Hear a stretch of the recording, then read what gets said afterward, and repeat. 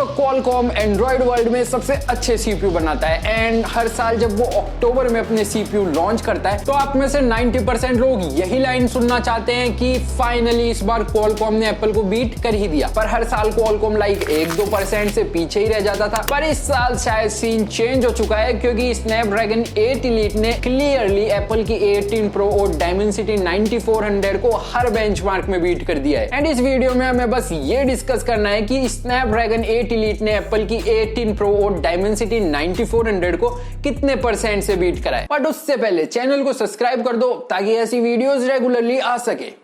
क्या कल करोगे? अरे भाई कल करे सो आज कर, आज करे सो अभी, कल को देर हो जाएगी, सब्सक्राइब करोगे कभी? मजाक कर रहा था। और इस ह्यूज परफॉर्मेंस जंप से बैटरी लाइफ इंक्रीज हुई है या फिर डिक्रीज हुई है? बट उससे पहले जो लोग सोच रहे हैं कि स्नैपड्रैगन 8 Gen 4 का नाम बदल के 8 Elite क्यों कर दिया, तो उसका आंसर ये है कि 8 Gen 3 तक क्या होता था कि Qualcomm ARM से लाइसेंस लेता था एंड TSMC से अपने CPU मैन्युफैक्चर करवाता था। बट इस बार Qualcomm ने अपने न्यू कस्टम Orion कोर्स अपने CPU में डाले हैं जो कि Nuvia कंपनी ने डेवलप करे हैं। बेसिकली Nuvia एक चिप डिजाइनिंग स्टार्टअप है जो कि एप्पल के एक्स हेड एग्जीक्यूटिव्स ने मिलकर चालू करा था 2019 के अंदर। एंड ये जो एक्स हेड एग्जीक्यूटिव्स है जिन्होंने न्यूविया चालू करा है, इनका बहुत ही मेजर रोल था एप्पल की M1 चिप को डेवलप करने में। एंड एप्पल की M1 चिप कितनी ज्यादा एक्सेप्शनल थी अपने टाइम पर जब वो 2020 में लॉन्च हुई थी, ये तो सभी जानते हैं। एंड 2021 में न्यूविया को Qualcomm ने एक्वायर कर लिया था और ये जो Orion कोर्स है वो भी न्यूविया ने डिजाइन करे। तो जब Qualcomm न्यूविया के Orion कोर्स अपने 8 Gen 4 में इंप्लीमेंट कर रहा होगा तो शायद उस कंपनी की तरफ से नाम चेंज करने के लिए कोई प्रेशर आया होगा या फिर इन्होंने खुद ही नाम चेंज कर दिया होगा। और ये जो Orion कोर्स है वो डायरेक्ट लैपटॉप से निकल के फोन में आ रहे हैं क्योंकि Orion कोर्स पहले भी दिख चुके हैं Qualcomm के X Elite CPUs के अंदर जो कि Qualcomm ने 2023 में लॉन्च करे थे। एंड ये प्रोसेसर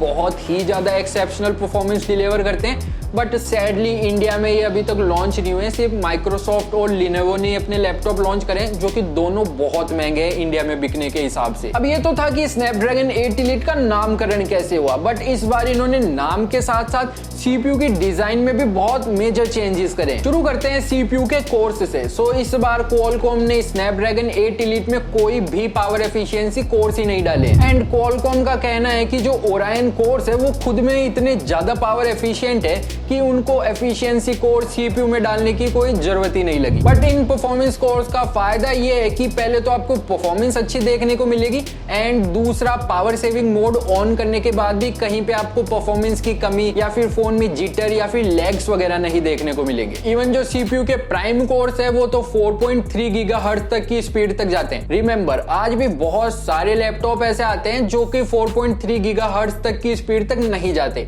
फॉर एग्जाम्पल एप्पल के M1 वाले मैकबुक एयर एंड M2 वाले मैकबुक एयर। एंड जब भी इतने छोटे से डिवाइस में इतनी ज्यादा पावरफुल चिप डाल दी जाती है तो डिवाइस हीट करना चालू कर देता है। बट Qualcomm ने कहा है कि ये जो CPU परफॉर्मेंस निकाल के दे रहा है वो 40% कम पावर यूज करके निकाल के दे रहा है 8 Gen 3 के कंपैरिजन में। तो जब CPU ज्यादा पावर कंज्यूम ही नहीं करेगा तो हीट अपने आप ही कम जनरेट होगी। बट रिमेंबर ये Qualcomm ने बोला है, रियल लाइफ में हीट कैसी जनरेट होगी ये मैन्युफैक्चरर टू मैन्युफैक्चरर डिपेंड करेगी। लाइक अगर किसी ब्रांड को परफॉर्मेंस की रिक्वायरमेंट है तो वो CPU को ज्यादा पावर फीड करेगा। But on the other hand अगर किसी दूसरे ब्रांड को लाइक बैटरी लाइफ अच्छी चाहिए तो CPU को कम पावर फीड कर सकता है। एंड इसके साथ साथ Qualcomm ने 8 years ऑफ एंड्रॉइड अपडेट भी अनाउंस करे, यानी कि अगर फोन कंपनी चाहे तो 8 years ऑफ एंड्रॉइड दे सकती है, बट अगर वो चाहे तो ही। अब इससे उन लोगों को फायदा होगा जो फोन को ज्यादा हैवी टास्क के लिए यूज नहीं करते लाइक गेमिंग वगैरह, तो अगर वो चाहे तो फोन को अच्छे खासे टाइम तक यूज कर सकते हैं। अब बात करते हैं GPU की।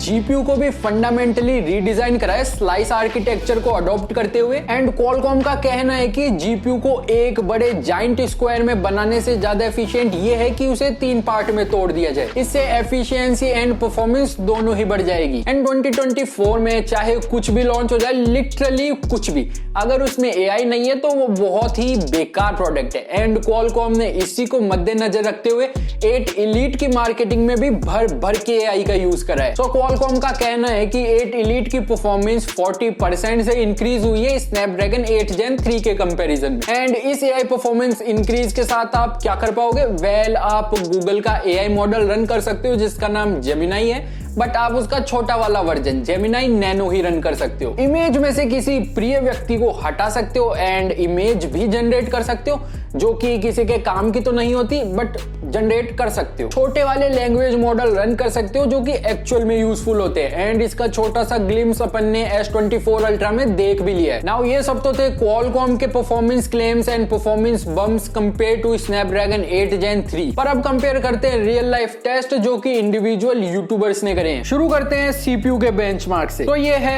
Antutu के स्कोर्स Snapdragon 8 Elite के। अब इस साल बहुत सारे लोग 3 मिलियन एक्सपेक्ट कर रहे थे, बट बेस्ट स्कोर 2.75 मिलियन निकल के आए, जो कि Snapdragon 8 Gen 3 से 25% इंप्रूव्ड है एंड Dimensity 9400 से भी मार्जिनली बेटर है। पर 8 Elite के स्कोर ही बेटर नहीं है, टेम्परेचर्स भी 2 से 3 डिग्री कमी थे कंपटीशन के मुकाबले में। एंड Geekbench में एप्पल की A18 Pro चिप ने Snapdragon 8 Elite को मार्जिनली बीट करा है, बट मल्टी कोर स्कोर्स में 8 Elite जस्ट डोमिनेट्स, क्योंकि 8 Elite में सारे कोर्स ही परफॉर्मेंस कोर्स है एंड ये performance core multi core performance बहुत ही अच्छी निकाल के देते हैं। And lastly CPU throttle test, जिसमें कि 8 Elite का ग्राफ मोस्टली ग्रीन ही था एंड स्टेबिलिटी भी 77% की है। नाउ ये स्टेबिलिटी स्कोर्स 8 Gen 3 के स्टेबिलिटी स्कोर से कम है, बट Dimensity 9400 से अभी भी ज्यादा है एंड टेम्परेचर्स भी अभी भी अंडर कंट्रोल ही थे ड्यूरिंग टेस्टिंग। लाइक 40 डिग्री से ऊपर टेम्परेचर्स गए नहीं throughout the test. And in last these are some GPU results of Geekbench Metal। GPU side of things में एप्पल की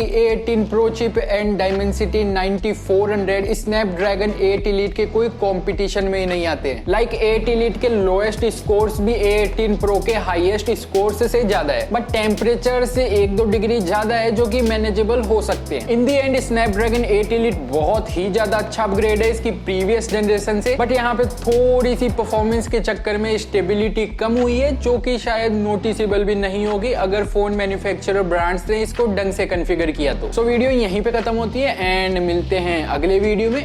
एंड जो लोग सोच रहे हैं कि वीडियो क्यों नहीं आ रहा, तो वीडियो डिलीट हो चुकी है गलती से।